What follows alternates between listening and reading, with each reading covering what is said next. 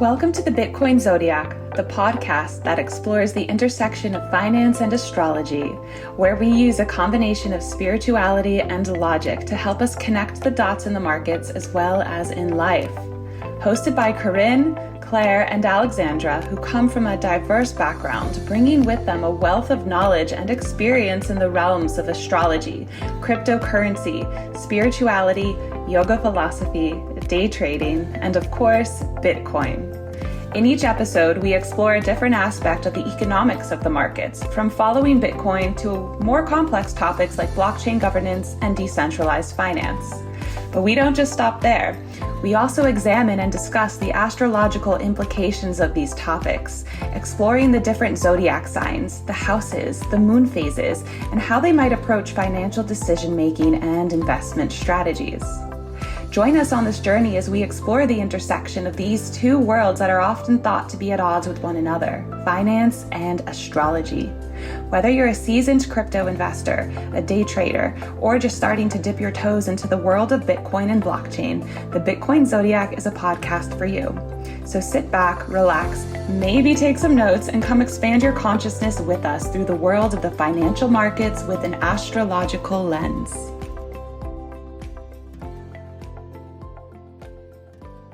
Okay, good morning, everybody. Good morning. Good evening. And good evening for Claire. We've switched times around. 8:08 a.m. in Florida. Oh, 8:08. Yeah, 8:08. How has this past half moon cycle gone for you ladies? I'm feeling good. I'm feeling really good, actually. But I love a new moon. I love new moon energy, and I also really love that energy of the Taurus new moon. That really about your surroundings and that kind of like comfort, luxury. It's totally my vibe. I love it. So, preparing for the Sagittarius full moon. Oh, your full moon. Yeah, I love new moons too. I know that they affect obviously everybody different. This new moon, not gonna lie, it's probably the Taurus energy. It's got me shopping. I have bought various material things that I normally would refrain from. But I'm like, you know what? I deserve it. Yeah, absolutely. Absolutely. I mean, I may be distorting Taurus energy, but like that's what I think it's about. It's like treating yourself, pampering yourself. I love that. Yeah. That's exactly how I felt with this moon as well. Just like treating yourself, and then like I feel like I always say this in every episode, but I like let go of so many things in my bedroom and just like reorganized my crystals, paintings, my plants, even like downstairs. I like reorganized and refined all the energy. So it was a lot more of this like stable, clean, clear, very nice feeling. And like my dog got a lot of spa days, like a lot of brushing, and like I was feeling very called to pull out like old jewelry and wear it. You know what I mean? I don't know. That's awesome. Yeah, it's definitely a self-love in a luxurious way, period.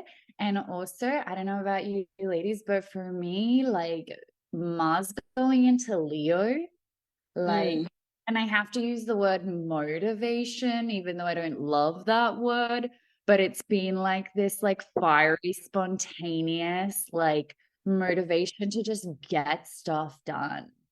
And I'm like, do this and let's do this and let's do that. Like my schedules are like back to back, and I'm like excited about it, you know? Yeah. So, yeah. I love that energy. Yeah. It's refreshing after all the chaos and release and all of this stuff that we went through with eclipses and Mercury retrograde, and now it's like, whew, all right, we're kind of back. We're kind of back. It's like we're going forward again. It's like how much like deep reflection can we go through? Like, okay, eclipse, like bringing all these old wounds up, like re-dealing with things, like, thanks, I get it, but now it feels good to be moving forward and having, like, a full schedule, or having, like, just creative ideas be abundant again. It's like tapping into, like, abundance again, at least for me. Creating, like, more content, yoga content, learning new things. It just feels better. Yeah, Yeah. agreed. And just looking at how Bitcoin has been feeling, really this past, moon phase, or half moon cycle, we had on the 5th of May that full moon and the Scorpio lunar eclipse. And again, Bitcoin didn't really have that more significant drop that I know a lot of us expected, or whether it was going to be a drop or a push up. Bitcoin did end up dropping about 10%, which is still relatively significant, but just not as much as we expected it to. And then literally as soon as we got out of Mercury retrograde on the 14th, I just feel like it started this like new consolidation period. And, we dive into some of the astrology that's coming up now as we head towards this full moon in Sagittarius. And then, as we release this podcast, we will be headed towards then the new moon in Gemini. But I just feel like it's just consolidation period for now. We're just chilling, trying to figure out WTH is going to happen in the world. I know. Is America going to default on their debt? That's what I mean. It's so annoying though, because it makes the market so annoying to trade. It's just like such a time of like ambiguity and what have you. But hopefully they will just kind of decide to raise it like we know they are going to do anyway, and just make that news public. Yeah, the drama around it is like intense. I feel like it's like, can you just stop with the drama? Like, we already know what you're gonna do. It's like a Leo throwing a hissy fit. It's like Real Housewives of DC, right? Exactly. Real politicians. Literally, that's what I feel like. But we'll see what happens. Yeah, I mean, they could surprise us all and voluntarily default on their debt, but I think it's highly, highly unlikely. And, but, the drama goes on. The only thing that annoys me about it is just that it makes the markets really choppy to trade. So, You're right. I have definitely had to go back to much smaller time frames, trading, like scalping, a lot more scalping rather than maybe longer trades, just because of the nature of the market. And I feel like a lot of people have gone back to that. People that make a living out of trading or want it to be a significant part of their income. It's just the nature of the markets right now. So yeah, it is. And gold had a big new moon experience, I guess you could say. Just after the new moon, it really had quite a big move down. Yeah. So interesting. The dollar's getting pushed up. I felt it last night. I was in the bath and I'm like, sell gold on a small lot now. And I'm like, okay, we're glad that we listened to the intuition. Yep. I have lower levels marked up as well, so we'll see. Go girl. I do feel like, and we may have spoken about this on the last episode, and I feel like it really aligns with some of the energies that we were talking about for ourselves at a personal level. I feel like that this new moon, one we just had in Taurus, was really like this significant turning point for not just us and the world, but like Bitcoin. On the 20th, which was the day after the new moon, there was some insanely, incredibly good at a financial astrology level aspects that came into play and that are associated with bigger planets, so are really going to start lasting during this next period. Like a lot happening even around Uranus. So Uranus sextile Uranus, so Uranus trine the sun, and even with Jupiter trine Pluto, which is all about like increasing your power and influence over your success. And this is all for Bitcoin, of course. So I just feel like this is the start of really, really good positive things for Bitcoin. So, we're here talking about, oh my God, like the debt ceiling's about to get hit on the 1st of what's going to happen and all of this stuff. And I'm like, I think for Bitcoin overall, I'm like screaming, yay, this is such good news. Yeah, I agree with you. I know we're going to dive into a bit more of Pluto, and people that listen to this podcast must just think we're obsessed with Pluto, but I really do think that it's such a pivotal planet for Bitcoin, the death and destruction, because Bitcoin is just such a disruptor. And so it's really fascinating to see. And and also after we recorded our podcast and after the new moon, we also saw, we'd been talking about our last podcast, 10th house things to do with politics and leadership and everything like that. And we had the Bitcoin conference. We had a presidential candidate from the Democrats. We had a presidential candidate from the Republicans, or at least a politician from the Republicans. And then Tulsi Gabbard also, who's an independent. So I just think it's incredible that we're having these. So if you had said that a couple of years ago, that there would be politicians that were one of their talking points in their campaigns was Bitcoin, I mean, it probably would have seemed pretty unbelievable, but we're at that point in history now, which is so exciting. It is. Agree. And then the conference was over the new moon. Or Yeah, it was the same. I love that. It was like kind of planned out really perfectly. New moon in Taurus, Bitcoin conference. Yeah. Very Pluto in Aquarius, the light side of it at least. Yeah. Even though, and maybe we should already just start talking about that. Pluto is not going to be in Aquarius much longer. We are reverting back. We're currently in retrograde, and we are retrograding back to Capricorn, which we've had around for quite some time.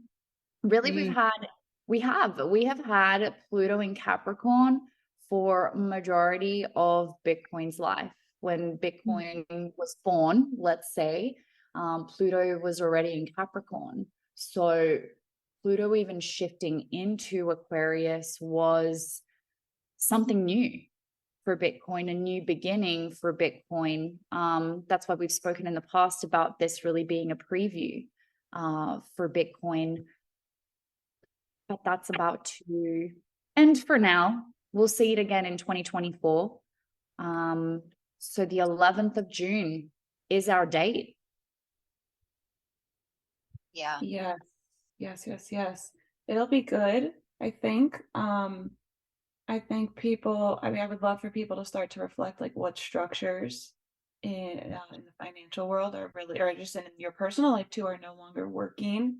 What is no longer in positive support for humanity, right? And all the stress with the debt ceiling being raised and all these strange AI things that I've been seeing coming out. I do want to share. Well, hold on, before I go into a story about what I saw on the internet about AI, the ethics, like what are the ethics of these changes and how do we feel about them on a personal level?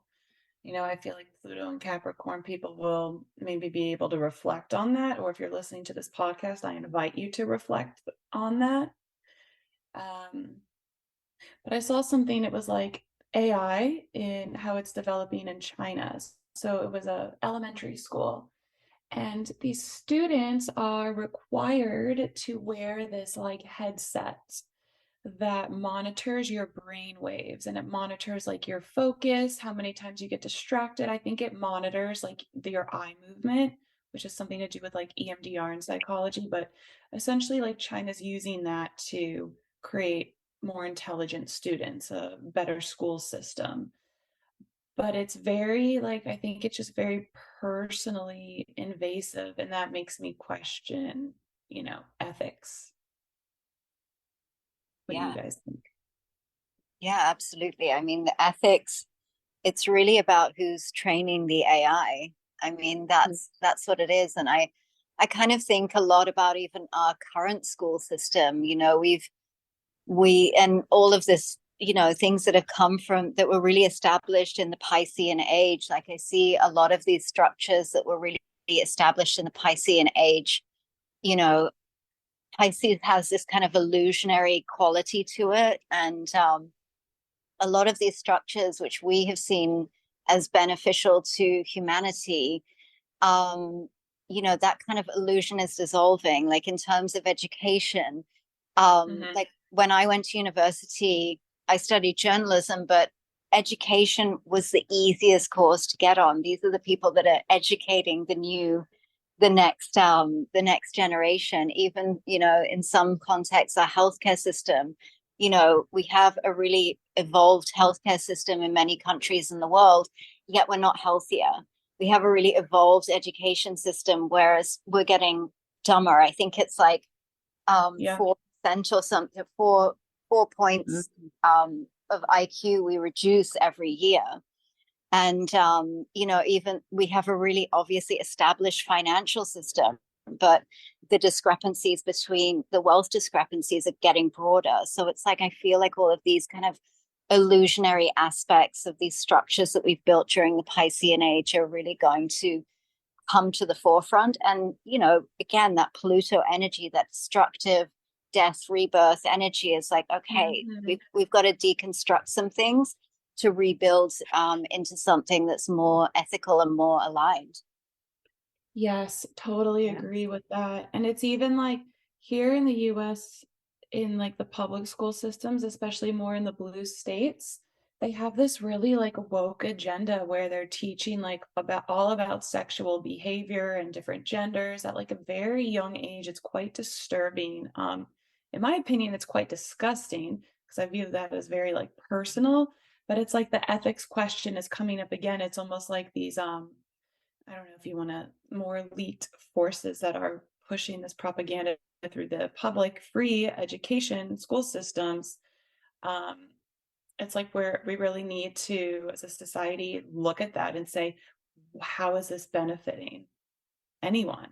Why are we teaching children this? And like, at least in the communities that I'm connected to and a part of here in Florida, many have pulled their children out of public school. And we're seeing these little sub schools form where it's more about like, it's literally earth school, like how to grow your own plants, how to take care of a garden, like what is meditation, like what are these basic skills that I think we've talked about in previous episodes that are going to be such an asset to have, like connecting to your heart, taking care of the earth.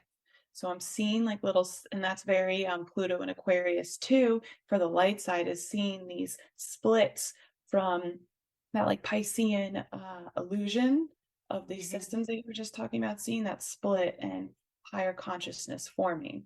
And then we have the exact opposite split, the dark AI transhumanism, the brainwashing, and the people's humanity becoming weaker, merging with AI tasks. Who's programming the AI? And like you said, I think you said this to me, Claire, but people overall, the individual becoming less authentic and less creative and more heard. So we have like many different things all going on at once. But we can bring this back to Bitcoin if you'd like. But we actually continue on that just because I know, and especially having a lot of international friends, students, can you please just clear up or really define and explain what is the difference between woke and awakened? Because I know that that word is not fully understood, especially maybe for non-Americans. Oh, absolutely. Yes. So awakened. Awakened would be like you're quote unquote waking up to your patterns that maybe aren't so healthy, or the things that you do on autopilot. Like maybe you wake up and just look at your phone right away and you're like, well, that's not helping me, so maybe you start to awaken to your habits and patterns. And instead of waking up and scrolling on your phone, you wake up, you know what I mean? And have a meditation, do some breath work, journal your intention for the day, and you start to shift your mindset. So awoke and awakening are all about your mindset. So awakening would be becoming more conscious and taking a deeper responsibility for your actions to live a more well life, to be more well off, to be healthy, to be more connected to spirit, to God, whatever that looks like for the individual. And woke is, I don't even know how that word formed, but essentially woke is like is like an agenda. It describes a leftist agenda that is just so in my opinion, is so incredibly awry to humanity, to how things in America um, really used to be. So it's really having weak boundaries in who you are, I think. And feel free to like add into this also, like woke agenda. It's like, Yeah, it was just more just to give a little bit of an explanation, because I know sometimes, people be like, oh yeah, like I'm woke. And I'm like, wait a second.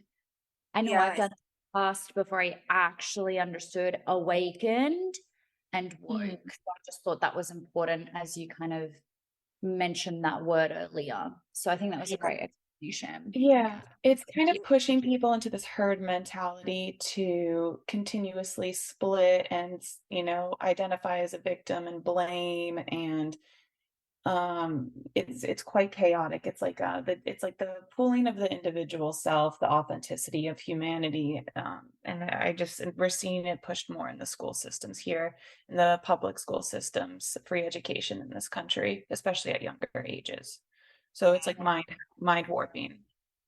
It's It's very, definitely something that's more like profound in the US for sure. But I think it's also a term that really started off as something very positive that has kind of been hijacked in a way, because woke originally was associated with the civil rights movement, and it was about being woke to what was really going on, and what was how people were being oppressed, how African Americans in America were being oppressed. And so it started off, that's where the origin of it came from. But we live in a world, that human pain and suffering and trauma is political currency. And so that's how that distortion of that term, I think, has kind of evolved. yeah. Well put. Yeah. So So definitely. yeah. So Pluto back into Capricorn, moving back into Capricorn. Um, we got so off track there. Yep. But It's all related. it is It's all really It is. all related. Yeah. it really So is all related. But to really sort of understand its impact, like we consider the nature of Pluto, which has like and then the characteristics also associated with Capricorn. And we were talking before we started recording that, like, when Pluto first moved into Capricorn, it was 2008. And I think that that's, a date that most people can associate with the financial sector for sure, that year. And so, Pluto really has this transformative power, and it really represents deep-seated changes, upheavals, and rebirth. And so it's associated with themes like power, control, transformation, regeneration, and the unveiling of hidden truths. So, yes. yeah. And so I feel like we're really seeing that. And, it's so painful, but it's so welcomed as well. And so Pluto's influence tends to bring about like profound shifts, both personally and collectively. And then Capricorn is an earth sign. It's associated with structure, organization, discipline, and ambition. And it really governs matters related to, on a personal level, to career, business, authority, and long-term goals. So, Capricorn is really diligent and practical and focused on achieving tangible results. So when Pluto transits back into Capricorn, it signifies a return of Pluto's transformative energy to the realm of Capricorn's influence. So this transit will bring forth significant changes in power dynamics within the financial world, governments, corporations, and institutions. So financial systems and structures may undergo deep transformations. Issues like debt, financial regulations, and the distribution of power in economic institutions could really become even more of a focus. And because we're sort of retrograding back, we've had this period of Pluto in Aquarius, which is, all about, again, innovation, transformation. And Bitcoin is such a disruptor to the status quo. It was birthed out of the financial crisis that, was in 2008.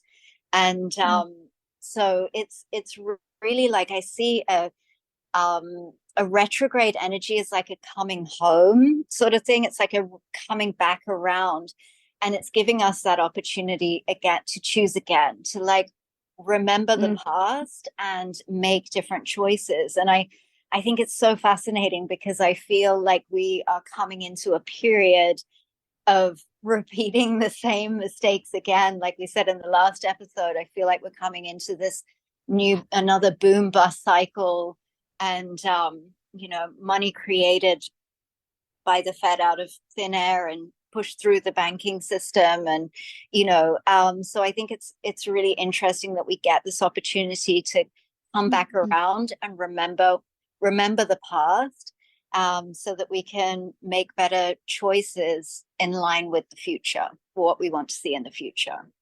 I think okay. So I think that what you just said is so aligned as well with what we spoke about in the past episode about we're stepping into the age of responsibility. Like with Saturn really moving into Pisces, it's like, okay, ladies and gentlemen, like time to take responsibility. It's like, if this is a new chance, it's time for us to take a moment, look at what happened in 2008 and how we have just been putting constant band-aids onto the issue. We haven't resolved it. And so now what are you going to do? Like, you have this other option. It's time to take responsibility in yourself and your finances. And, as somebody that has a Saturn in Aquarius, I'm like, oh, responsibility. But when it comes to finances, it's like, well, yeah, like this is my energy. Like it's such a big part of our life source. So we just need to assess and really start to make some key decisions. And I think that's one thing that's so beautiful about not even just the whole crypto space, but specifically Bitcoin, that it is about taking responsibility on yourself. I just did a session yesterday where I was talking about the importance of taking responsibilities on your private keys. Like, okay, Ledger now in their new Nano X update allows you to opt in to have your private keys, or no, not your private keys, but your seed phrases or recovery phrases backed in case you forget them, lose them. And that just caused a whole big uproar in the crypto communities because they were like, oh my God, Ledger has this back end that they can access our stuff. And it's like, well, they're just giving an option to those people that aren't going to take the responsibility too. And does that mean that then you're not fully decentralized? Maybe. So if you want to be decentralized, if you want to have full custody, it's time to take responsibility. So I think that was a key theme. Go ahead, Alex. I know you're about to say something. No, I'm glad that you spoke because it adds so much to this. So like back to Pluto for a second. If you pull back out and go into the macro, you guys both said really key things. Pluto's all about the evolution of your soul. So if we're going back, like Claire said, and repeating the same things over and over again, and Corinne, what you said, taking responsibility, learning how to take responsibility, those are things that our financial slave system teaches us like not to do. Like it teaches us not to take responsibility, it teaches us to rely on something. And it's like in this Pluto shifting back into Capricorn, we really have to look at what are we repeating again on a personal level, but also on a financial level. Like what habits are we repeating that are not working? And like soul, I have a quote that I wanted to share. So it's from the Evolutionary Astrology book by Jeffrey Wolf Green, and I'm barely 100 pages into this. This book is like 400, 500 pages, but the natal position of Pluto and its south node by house sign aspects to it, and the location of its planetary rulers by sign or house sign and aspects to it correlate to the specific individual soul dynamics, patterns and identity association implied from the evolutionary past. So it's all about like your desires, beliefs, thoughts, perceptions, values, and the orientation to reality itself. And that's what I see like really coming up. Like we can get easily swept into the drama of, okay, like the debt ceiling's being raised, or like the drama of like Robert F. Kennedy Jr. like speaking, at the crypto conference. But it's like, and these are all like really big key things that we need to look at as society is shifting. But when it comes really down to like, we need to really deeply think about our values, our desires, our thoughts, perceptions, because like we're being asked to evolve beyond this cycle over and over and over again. We're being asked to evolve beyond. So yeah, if anyone wants to add anything to that. Yeah, no, absolutely. Absolutely. You're so right. It's just a transformation period. And the more I like go through my notes, that's just such a key word that I had for all of 2023. I feel like this year, and we may have mentioned this last episode, at the end of this year, we're going to have in October the next eclipses. And even every astrologer I listen to is like, we're going to be looking at a whole new world in October 2023, next eclipse season. So transformation. I love it. Yeah. We just need to make sure that we're transforming in the direction that we want to go, because it can go either way. And at the end of the day, we can often look outwards and be like, oh, well, if these people did this or this person didn't do this, we can always look outside of ourselves, but we really have no control over that. So it's really only about aligning to, okay, what is the world that I want to live in? What is this transformation that I want to live in? And how can I align to that? And, hopefully other people will too. That authenticity. Absolutely. Absolutely. Yeah, that's such a key word, is that authenticity. Yeah. So, I mean, at the end of the day, this moving back into Capricorn is likely to continue to bring out major changes in the financial world, including new technologies, as Alex was talking about, AI. Obviously, Bitcoin is still considered a new technology, and really a decline of old industries and a redistribution of wealth through a number of mechanisms. And again, it's like, are these mechanisms the ones that we want to see? Because that can be like through government policy, through technological change, or also through financial crises. But so it's really sort of, how do we work with this energy? It's really just important to be prepared for change. So it's really a time to be mindful of your spending, to invest wisely, like I said, align to the future that you want to see, and to protect your assets. I'm like, damn it, shouldn't have done all that shopping. I deserved it. I worked really hard. I don't think one is exclusive of the other, honestly. Right. But it's also, a time to be open to new opportunities and to embrace change, and like be prepared for change so that you can weather any storm and emerge stronger on the other side. I think that that's really what it's been about, is this building that foundation. Even Taurus energy that we're just moving out of is about building that foundation. So yeah, that's where we're at. Yeah. And I might then just circle back, because obviously we're talking here about the 11th of June being when Pluto retrogrades back into Capricorn.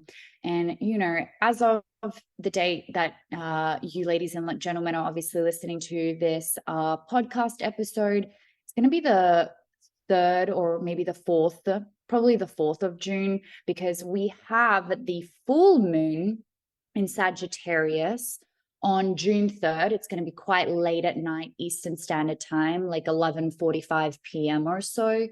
And right before that, on the 1st of June, is when we do have this, the dreaded debt ceiling date. Now, I was looking at some of the astrology around that day, specifically for Bitcoin and what's going on. And I always like to look out for when the moon is going through Virgo, because Bitcoin does not like the moon going through Virgo. And because the moon is one of the planets that is closest to our Earth, it means that it's going to be one of the planets that most significantly affects our emotions. And that's why we're here releasing podcasts from moon to moon, and we're constantly talking about how are you in the full moon, how are you in the new moon, and the same goes for Bitcoin. So between the 27th and 29th of May, so right before the famous debt ceiling question mark,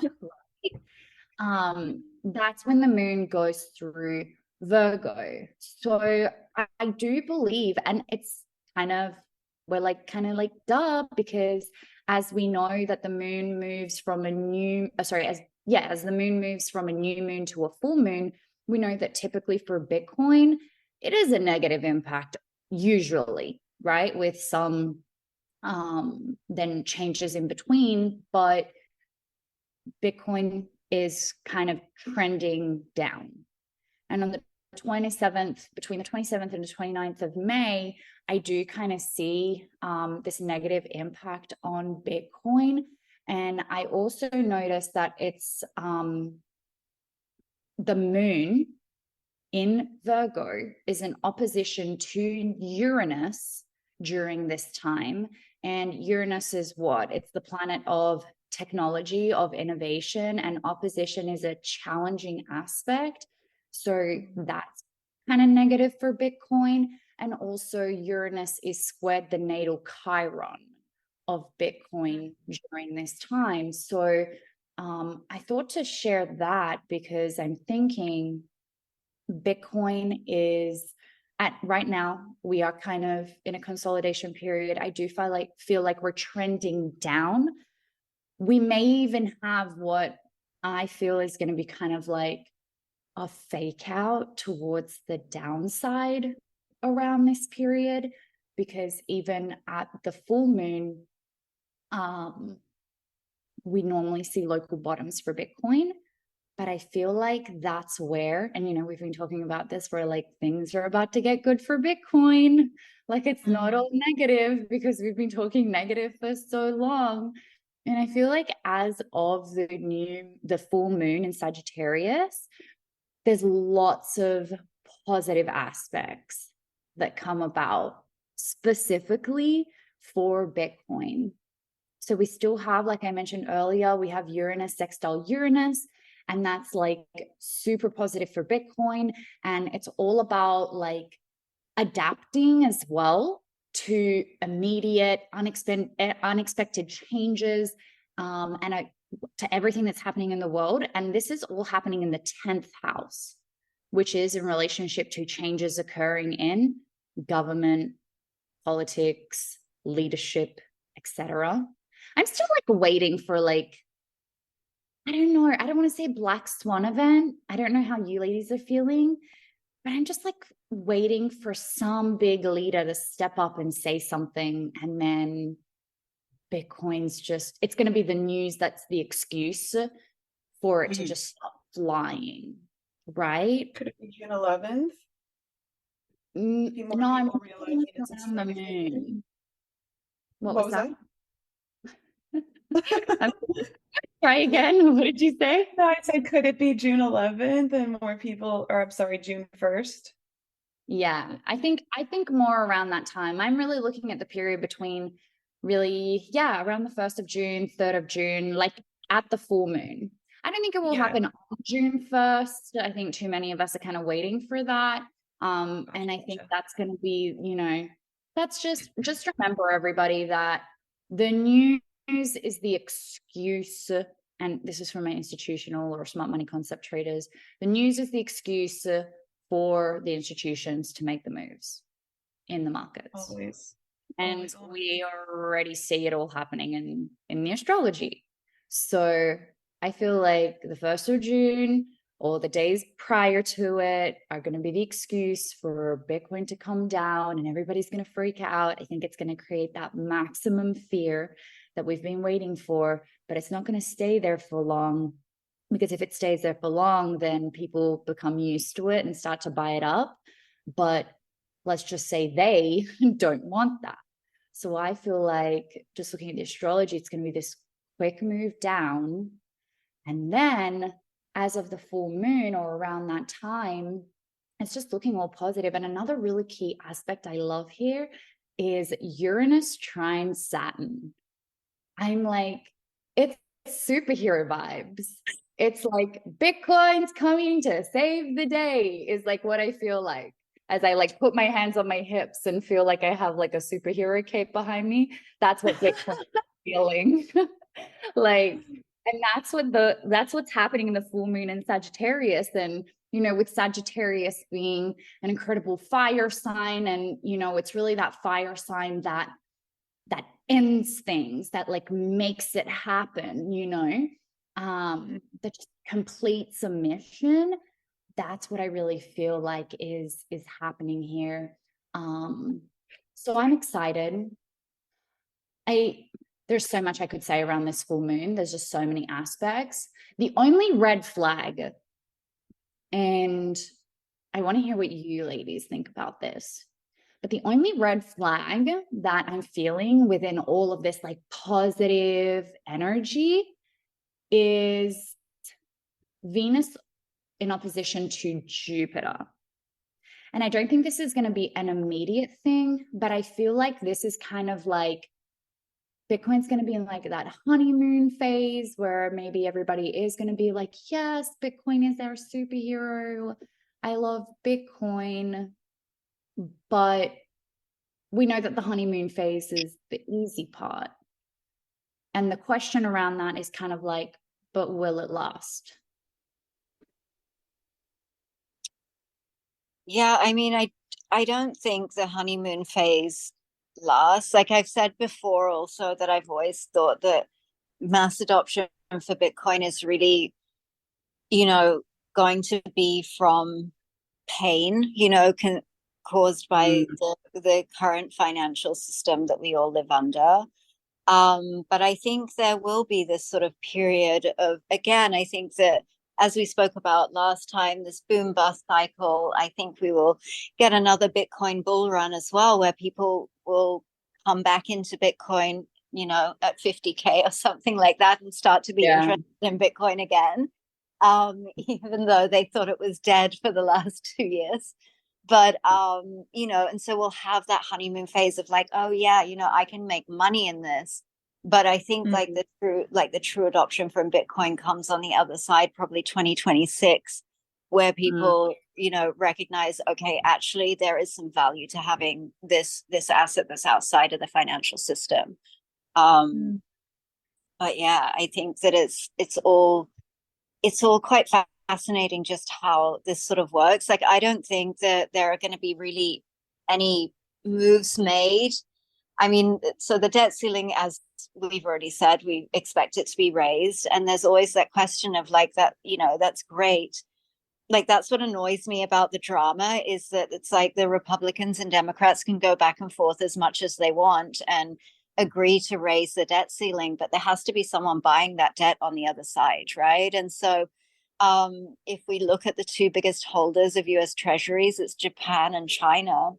And, you know, China has been selling treasuries and buying gold. I don't know if that's a like, you know, precise trade that they're doing, you know, okay, we'll sell off our treasuries and we'll buy gold. I'm not sure if it's exactly like that. Obviously, that's a simplified view.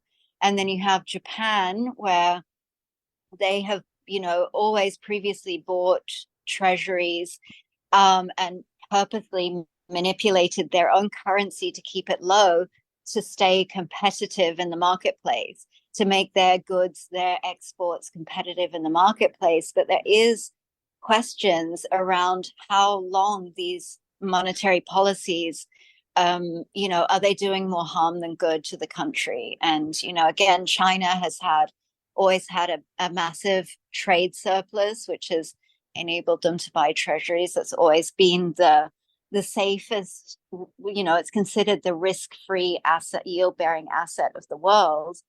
But if these two countries, for varying reasons, and, you know, other countries start to diminish their buying, then who's going to buy this debt? And so therefore, then it's left to the US banking system to absorb and, you know, expand and pump through the system.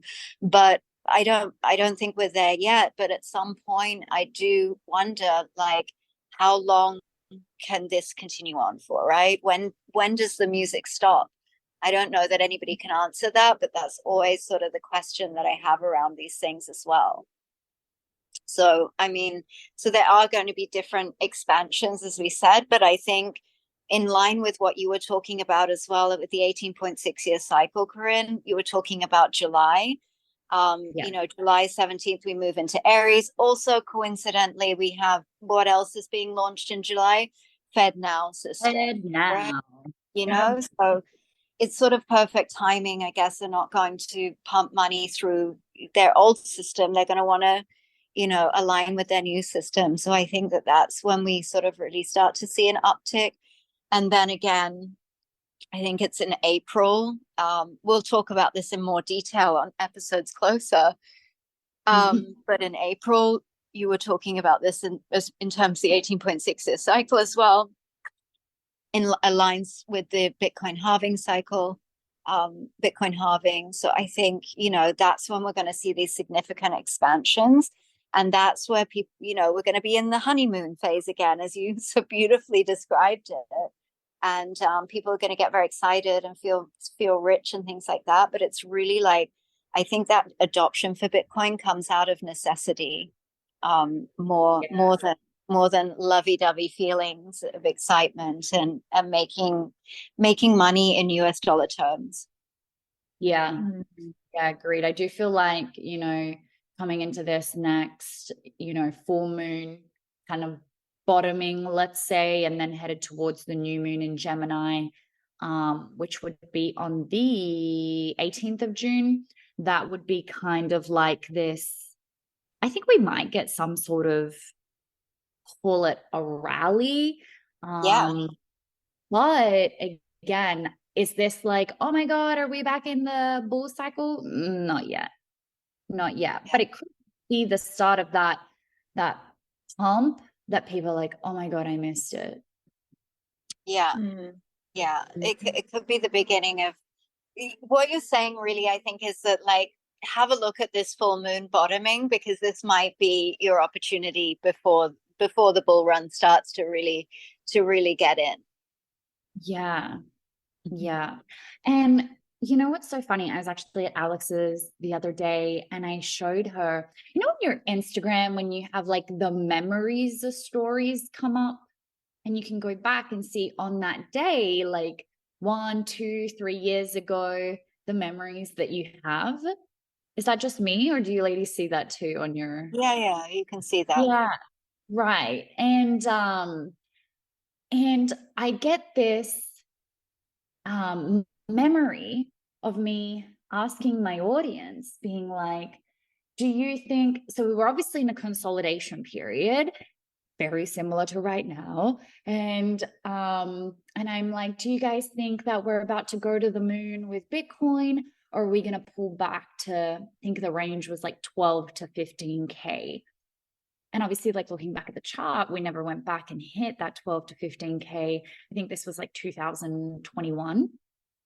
We never went back, and Bitcoin started really pushing up. And I was telling Alex, I was like, feel like this is a sign because I remember back then, even during a meditation, I was like, oh my God, we're going to go to 8K. I like woke up being like, wait, did Bitcoin hit 8K? And then it never did. And it did go up. So I was like, I really believe in repetitions of cycles. And so, and repetition of emotional cycles. And I love to catch myself out and be like, wait a second, Corinne, like, but how are you thinking and feeling?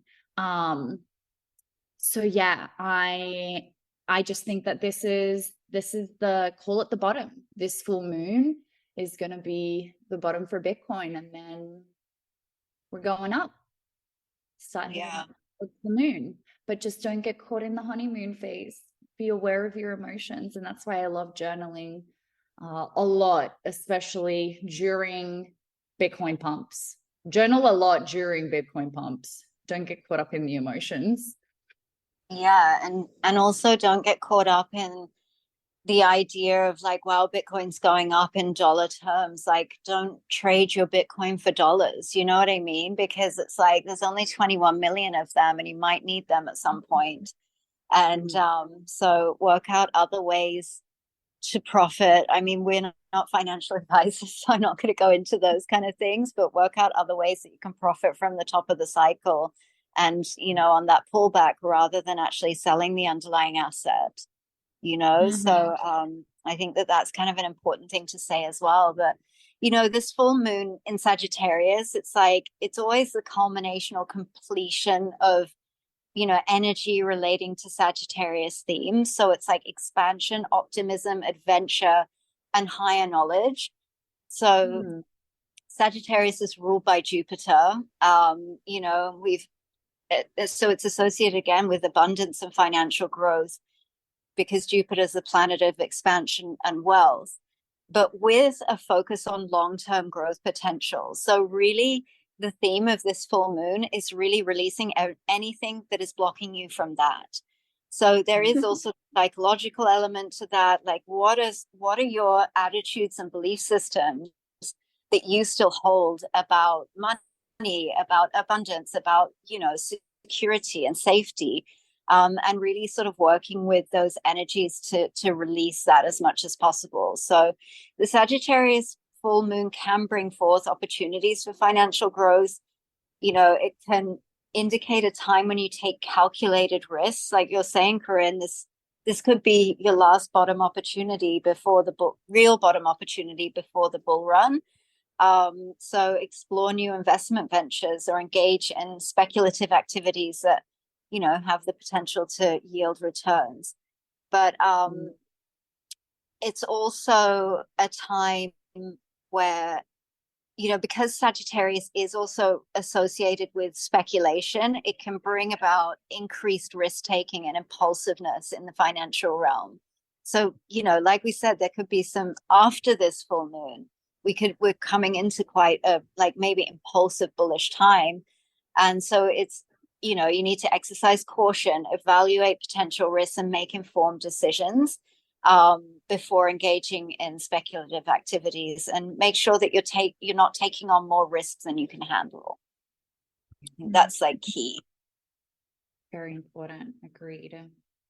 Yep. Yeah, it's like a great way to look at life. What is your risk to reward for everything that you do, investment wise, trading wise, but also like how do you show up? How do you take care of yourself? What's the risk to reward?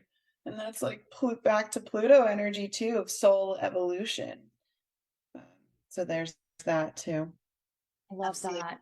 I think that was one of the biggest, like, just light bulb moments in my life when during, you know, going through my trading investing journey and really understanding risk reward, and then starting to apply that in every aspect of your life.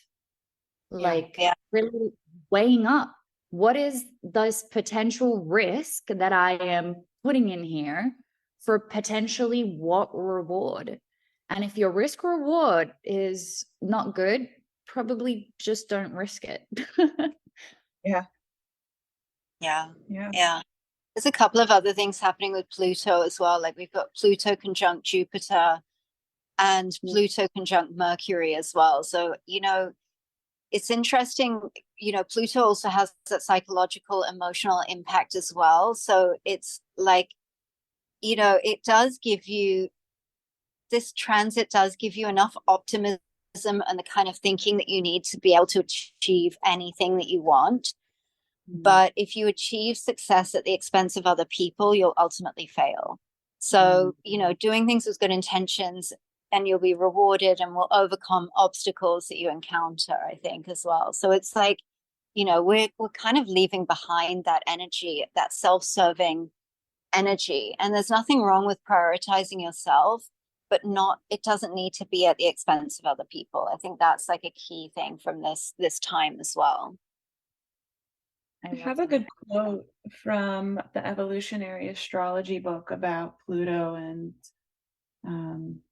do you mind if I read it? No, please go ahead. Okay, so this is from Evolutionary Astrology by Jeffrey Wolf Green. So from a purely psychological point of view, Pluto correlates to the deepest emotional security patterns in all of us. These security patterns are unconscious. Most of us automatically gravitate to the path of least resistance. The patterns in identity association that are carried over from the evolutionary past are directly linked to the path of least resistance and, therefore, to our security needs at an unconscious level. The past represents familiarity and that which is known. Our lessons or the evolutionary intent described by Pluto's polarity point are not known. They are the unknown, the uncharted. The unknown, as described by our evolutionary intentions, directly challenges that which is known or familiar, and therefore challenges our security at the deepest possible level, the soul, our core. Wow. So Pluto runs deep, you guys. It's really asking you to know yourself. Like, what are the parts of you that you are not in balance with, that you are ignoring, that you're just running with because it feels good? Like, what is that really? Like, I challenge all of you who are listening to do a deeper inventory of your subconscious patterns of the way you just are in the world, or you say, that's just how I am. Like, that's how I was raised. Well, go beyond that and break that down a little bit. And I bet you could get some incredible evolution and growth there. It might be a little scary, a little dark, a little uncomfortable, but that's the state of the world. So what's macro is micro, what's micro is macro. Yeah, absolutely. I think it also, I think that also really applies to the financial system. Like, I think that it's just really sort of important to remember that just because something has worked for a really long time doesn't mean that it's always going to be the same and it's always going to continue to work. And, I feel like I say this every episode. I'm not saying that it's imminent. I'm not saying that it's going to happen tomorrow, but things are shifting and changing, and we do have to be prepared for that, those shifts and changes. And I think that Pluto energy I think is just really strong for Bitcoin. Like I said before, it's just Bitcoin's so disruptive, and we're looking to disrupt old patterns of behavior within ourselves and within the systems that we operate in on the earth. Yeah. Bitcoin's here to be the superhero. Dun, dun, dun, Dun, dun, dun. Should we start to close with the meditation? Lovely. Love that. Morning meditation. I get to go to bed after this nice, relaxing meditation. So nice. Okay, so what came to me during this entire recording was the word balance.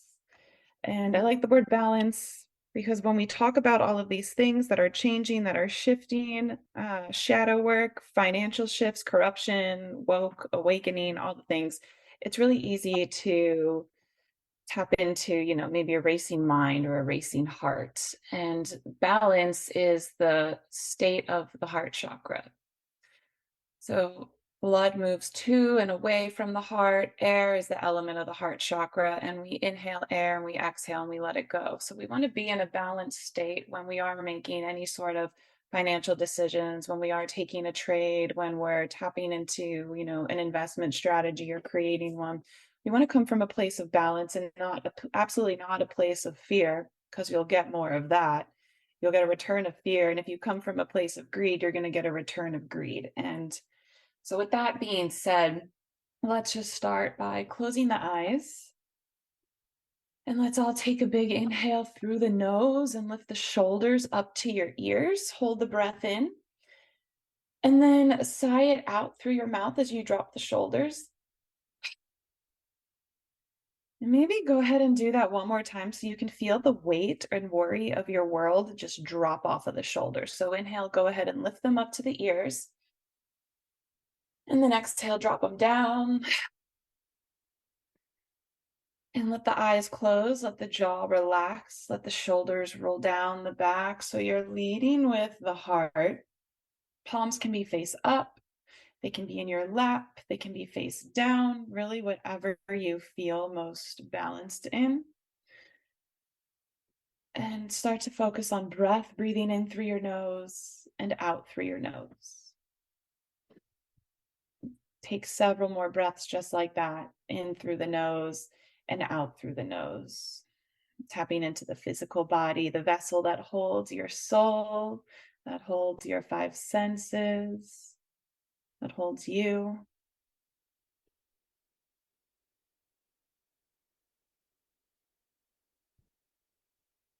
And for the next 3 breaths that you take, I'll ask you to inhale on the count of 4 or 5 and exhale on the count of 4 or 5.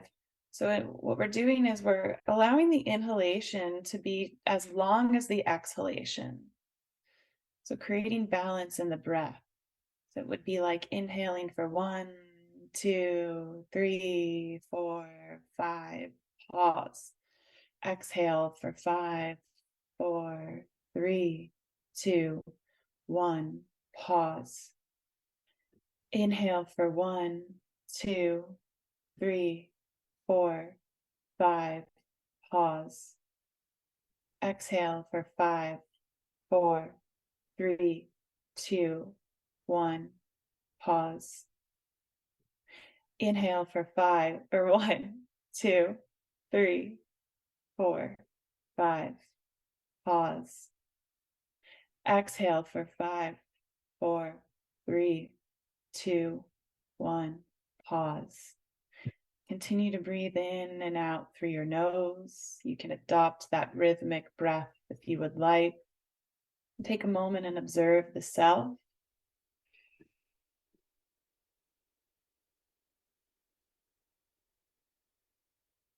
And start to bring your internal focus or your internal eye to the heart chakra, to the cardiac plexus. And as you continue to breathe on the inhalation, guide the breath up into the heart and visualize the life force of your breath swirling around and through the heart. And exhaling, letting the moment go.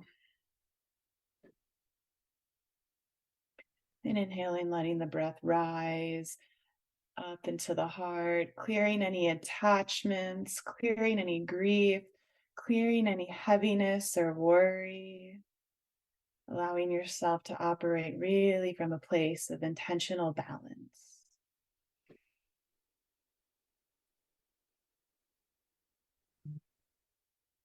And the next several breaths you take into the heart, when the inhale is complete and you're at your heart space, visualize a bright green emerald light beaming out from your heart in all directions, in front of you, to the sides of you, behind you.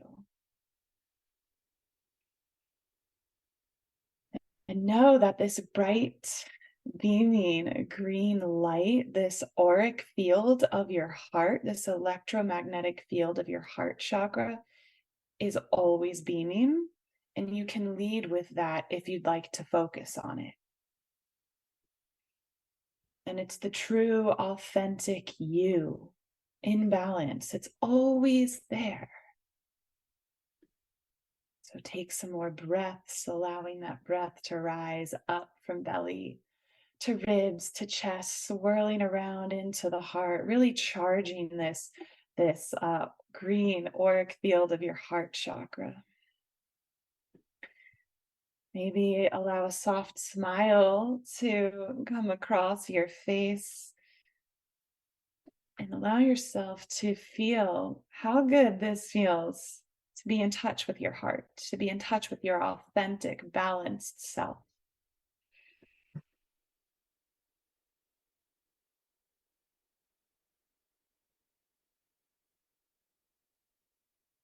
Several more breaths, being with that.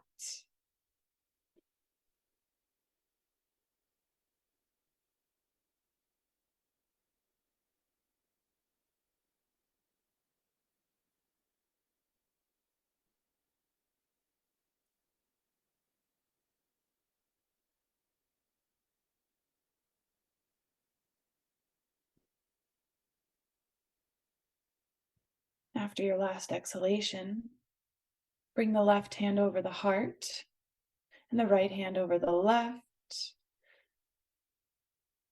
Feeling your heart space. Know that this door, this portal to the authentic you is always accessible. You can open it at any time whenever you're feeling maybe not so balanced. Go within, create your balance, visualize this green, powerful beam in all directions of you. Connect to your soul, yourself, your higher self. And with that being said, let's all take a big inhale through the nose. Let the shoulders rise up again. Sigh it out through the mouth. Drop the shoulders and your hands. Slowly blink open the eyes. And welcome back. Lovely. Thank you so much. You're welcome. Thank you, guys. Feel detached and ready to go take some trades. Oh yeah, the New York opens in 15 minutes. 15 minutes. That was amazing. Thank you so much. Thank you, Claire. Thank you, ladies. Namaste. Love. Namaste. Peace, love, and Bitcoin. Thank you for joining us for another episode of the Bitcoin Zodiac podcast. We hope that our discussions about cryptocurrency, trading, the phases of the moon, and spirituality have inspired you to explore these topics further. As always, DYOR, do your own research. Stay tuned for our next episode where we will continue to dive deeper and build off of these perception-expanding topics. Remember, whatever your beliefs may be, we all have something to learn from each other. So stay curious, stay open-minded, and keep exploring the world of Bitcoin and astrology. Until next time, these are your hosts signing off. May the stars align in your favor and your Bitcoin investments prosper. Peace and love and Bitcoin. Namaste.